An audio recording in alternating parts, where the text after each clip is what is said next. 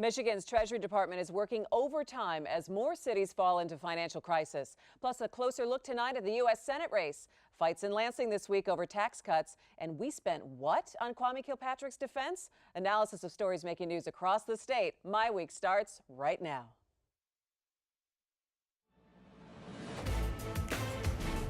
Michigan's turnaround is being powered by things we do better than anywhere else in the world. Today's global leaders routinely turn to Michigan to work on their most difficult problems. That's because the engineering talent in this part of the world is simply the best. So many possibilities lie ahead for Michigan's future. These opportunities are here and starting to happen. The vision for the new Michigan. Share it, talk it up, drive it home. Funding is also provided by Delta.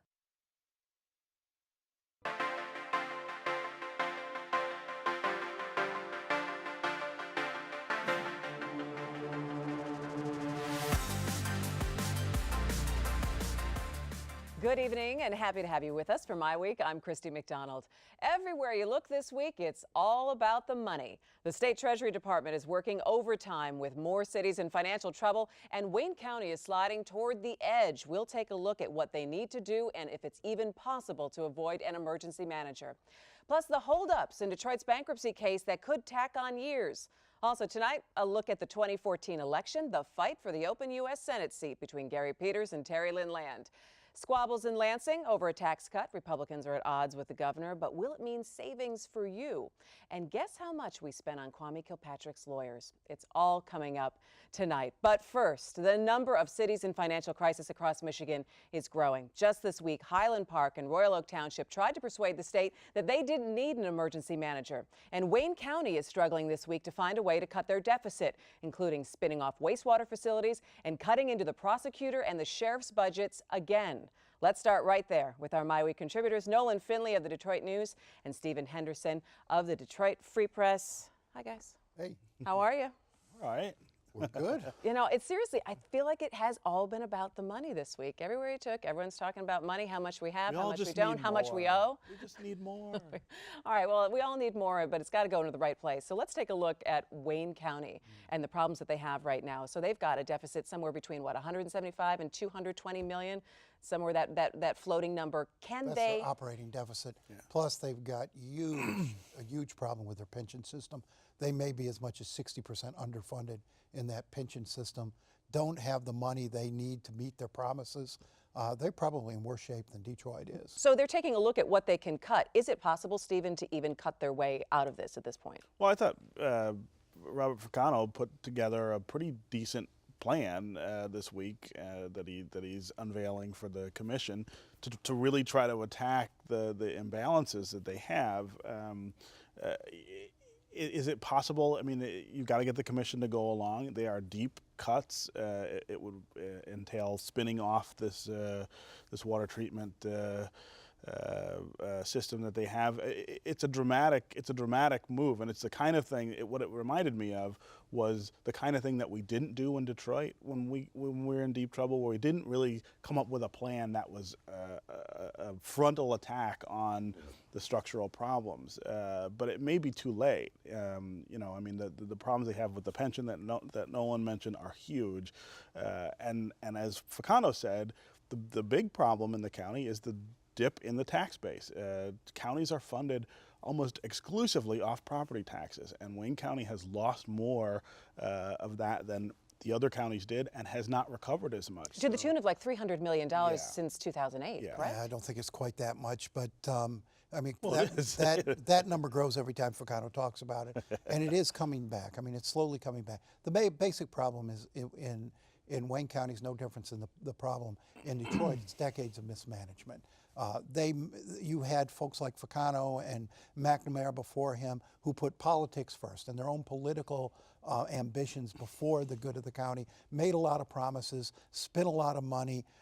They instead of concentrating on delivering core services, they expanded in a lot of different areas. It's been a mismanaged county, and I'm not sure it's managed that much better today, even in the face of of this crisis. He put some cuts on the table yesterday. Deep cuts. But he put some good cuts on the table yesterday, and that's essential. But he didn't address these legacy costs. That's still a political hot potato he won't touch, and I doubt the commission will touch. Well, and the question with the legacy costs, again, is if the state is helping Detroit with its legacy costs, the numbers are not significantly different between Detroit and Wayne County with regard to that problem. I'm not sure, and I asked the governor about this last week, at what point do other people in the state raise their hands and say, you're helping Detroit, we need the same help, where's our But bill? can you imagine the outcry? Well, if the no governor, question. if the state steps in to bail out the Detroit pension system in a way it's trying to do for Detroit, Ficano has people out there 40, 41, 42 years old getting pension drawing checks. $100,000 a year. It's a pensions. It's a much worse Do you think system. the state taxpayers are going to say, "Oh yeah, we'll cover those pensions"? Okay, so let's go ahead. Much abuse. Let's go ahead. You said that there were some pretty good cuts, and this was a pretty good plan. Do they have the time, though, to implement? When you say spinning off the wastewater facilities, that's going to take time to get some kind of regional authority. And when you say put cuts in the prosecutor's office and the sheriff's department, they've had those cuts, and they're actually in litigation right now to stop those cuts. That's part and of Kim Worthy came out and said this is a CEO that doesn't give a damn about public safety. I mean, you have this structural problem in Wayne County, which is that, Ficano's the CEO, but he's also got the courts, which are managed independently, and the prosecutor's office that's managed independently, and the sheriff's office that's managed independently, and those are all managed by elected officials who don't answer to him, and so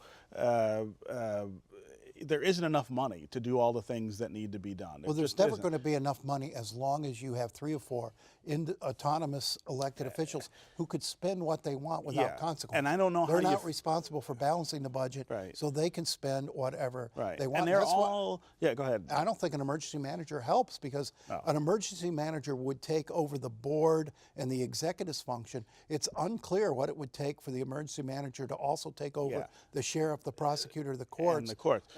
So he may not be in any better shape. Yeah, I mean, the problem is that they're all right. Kim Worthy is right about the money she needs to run the prosecutor's office. There's a lot of crime in Wayne County, and she's, probably one of the most effective public officials we have, elected public officials we have at her job. It's not cheap. The sheriff's office now, the sheriff's office, I think you got a lot of appointees running around there, costing a lot of money. Maybe you could reduce those, but he manages the jail, and the jail, because it's not a new jail, because we wasted all that money on the new jail, and not going to have one. It's not happening. Not going to have one. Managing that jail is more expensive than it should be because of the way it's set up. So there's no villain here you can point to and say, you're the person who's just wasting a lot of money, and if you would just stop, we'd be okay. The truth is that everybody has a really good point. There's just not enough money because of the way the revenue is and because of the legacy costs. There's not enough money to provide the services. Okay, so we don't want to find who the villain is here, but where's the solution? And if you sit here and say that emergency manager is not even the solution here, then people are saying, what, are you talking about bankruptcy then? You probably are talking about a bankruptcy, but let's remember, you say there's not enough money, but Wayne County spends far more per capita than either on government than either Macomb or Oakland, almost as much put together as those two, and they do a far better job of managing. Yeah, it also provides more services than Macomb or Oakland does, and that's what those costs are about. Now, you can say maybe we don't need to provide those services. Maybe the county steps back and doesn't do that. But you look at the payroll across the board.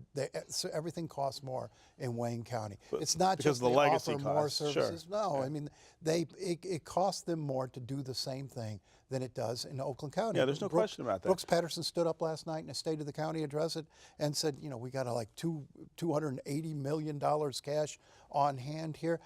I would doubt that the people of Oakland County feel like they're getting less government from their county than the people in Wayne. But I mean, they are getting fewer services than they offer in Wayne County. The question is whether county government should be providing those services or can afford to. But it's not like they're just collecting money and pocketing it. A lot of that has gone Well, on. okay, all right, now, happened hang in on. the past. The FBI is in there for a reason, Steve. Take a look. All right, but I want to back up and take, before we leave this topic, a real quick big picture look at a lot of the other cities who are now tumbling down the road to financial crisis. If an emergency manager is not the solution for someone the size as Wayne County, is it still the solution? It's still the good solution for these smaller cities, like perhaps a Lincoln Park, who's now rolling down that road? It's a short-term fix.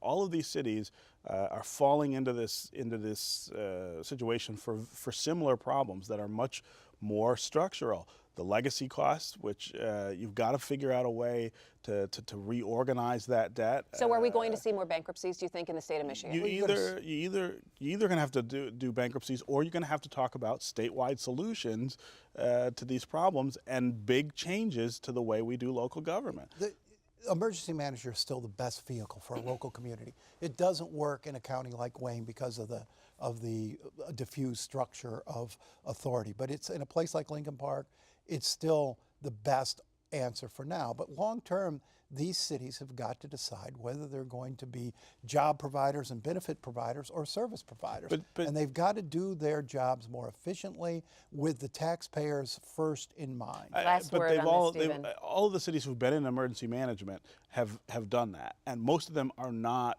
in much better shape now because, again, the structural problems. You think of the cities that have gone in, come out, and gone back in. You think of cities like Highland Park and Hamtramck, which are better structured now, but still really struggling to balance the books and provide services. It's a systemic problem that we've got to address in terms of the way we do local perhaps government. we need to look at more consolidation. Why do we have so many, right? Of units of government. There's too many of these small communities with too much overhead. And of services. All right, turning now to the state of Detroit's bankruptcy and the few things that may make it move quickly or tack on years. The city is expected to file its restructuring plan next week, but a big holdup is a deal for the water department, and we haven't heard anything in Lansing yet about that $350 million that would help save art and offset the pension cuts. So let's start first with the water department. There news out this week that commissioners from all three counties met to talk about this deal, and it's not moving.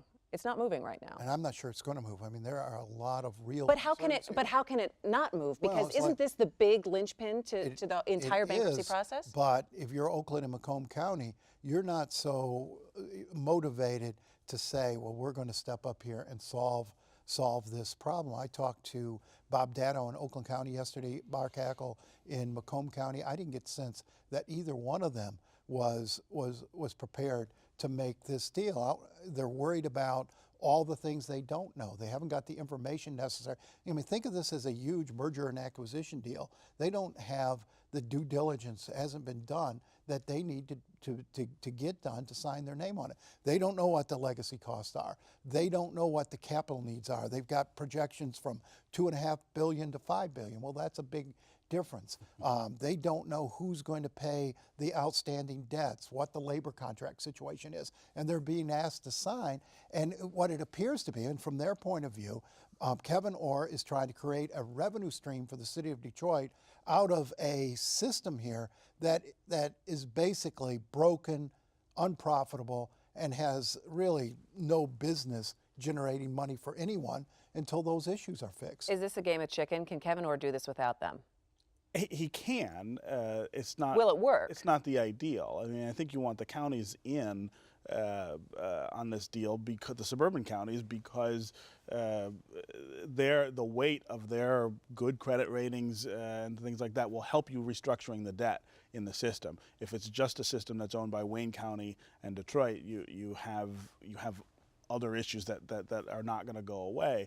At the same time, the counties have to really start looking at this from a very practical standpoint. Everybody does, in fact. We don't pay enough for water in this community, and that's why the system is in the shape it's in. It's got something like $3 billion worth of backlogged maintenance and infrastructure upgrades that have to be done. The giant main bursts that we're seeing all over the metro area right now are related to that. This is a bitter pill that everyone is going to have to swallow at some point. The costs are out of control. There were a lot of mistakes made in the management of the water system that are responsible for that. But the principal problem has been that we just have not taken care of this. That's true to a point. I think you're right that we haven't paid enough for water, and we've certainly neglected the capital needs of the system. But remember, this is a water system that's been operating, according to the independent study, with 80% bloat in their payroll. I mean, that is outrageous. And there's some But they're getting that under control. There's some question, Steve, whether they can even go to the capital markets and get debt rated. They're but in such bad shape. And that's one of the things these counties want to know before they. But it'll be harder to go to the markets to get rated without Macomb and Oakland in there. No question, but they're not sure they can do it even so. But they're going to have to pay pay They're worried anyway. about this liability dragging down their bond ratings for other borrowing, other debt. There's a lot of unanswered questions here, and you say, well, they won't have a choice. Well, Brooks is up last night talking about, okay, if we're going to get dinged for $5-6 billion, I can build a system for that and manage it without all of these. Is that really feasible in terms of timing? But let me ask you this: what happens to the bankruptcy process? How delayed is it for Detroit if this deal doesn't get done and get done in the next 2 months? Well, $6 billion of the debt, of the $18 billion in debt, is related to the water department. I mean, it's a big part of our liability, and if you can't, Kevin Orr's plan is to essentially sever that from the city and say that's no longer Detroit. This is under some independent authority that can do things that the city can't to make up for that. It's a huge part of his plan. I don't think but that it's not the debt that's the big, spinning off the debt's the big part of his plan, because that debt's covered by revenues. That debt's different than the city's debt. The issue here is he wants to generate something on the order of $40 million for the city off of this system. And there's a question, these suburban communities have a legitimate question of whether it's worth that. Well, I think that's a perfectly reasonable question. And that's the holdup here. I mean, his plan depends on getting that revenue out of this system, and I'm not sure there's revenue to be got. All right, let's take a look at the $350 million that the governor said was not a bailout, but was just help defray the cost with art. We haven't heard anything out of Lansing, and lawmakers stood up there with him and said, okay, we definitely want to take a look at this. What are we hearing from lawmakers about their support from that, and when are they going to move on that, and doesn't that also have to be moved on for the bankruptcy to move forward as well? Well, it was in the budget. So, I mean, now it's part of the budget wrangling. And you could be assured that these outstate Republicans who are taking a look at this and saying, well, wait a minute, we got a Fitch report out here that says if we do this deal, it may hurt our own credit ratings, make it harder for all other Michigan communities to borrow money, to go to the bond markets and raise money. There's a little wariness. I think the governor's going to get what he wants. The question is, what's he going to have to give in return? Okay, so what is he going to have to give up in return? What's the trade for this? I'm not sure. I'm not sure what you could give. I mean, certainly the Republicans in Lansing right now really want a better income tax relief package out of this budget. Maybe that's something he can be flexible on. I think that's bad policy. But we're not talking about policy here. We're talking about politics at this point. What can he get through the legislature? Again, the concern here, my big concern is, you're doing this piecemeal again. You're going to solve this problem in Detroit. You have a $30 to $50 billion problem like this around the state. I think you got to start thinking about that in comprehensive terms, rather than is it Detroit or is it Wayne County or is it Ecorse or Lincoln Park?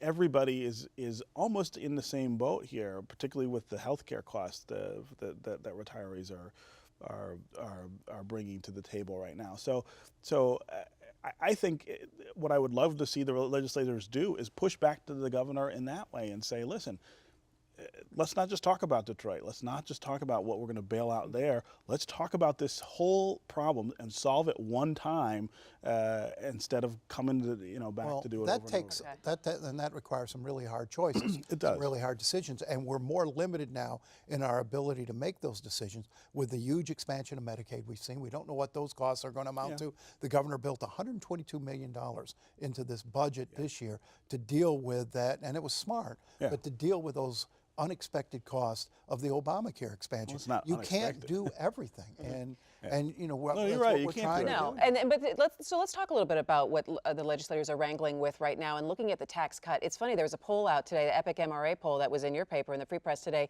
saying that people, that is very, very low on their list, only about 11%, but the majority of people, the first off was K through 12, they want more infusion of cash there, but the second was roads, and you can't blame anybody who's been driving around on any of these roads. That's where they want a lot of that surplus to go towards. Do you think lawmakers are going to listen to them, which is interesting? You think they should in an election year, but they seem to be still trumpeting this tax cut. They're looking for something to go and say, this is what I did for you. Right. And I agree. I think as long as you have roads in this condition, as long as you have universities underfunded, you don't really have a surplus.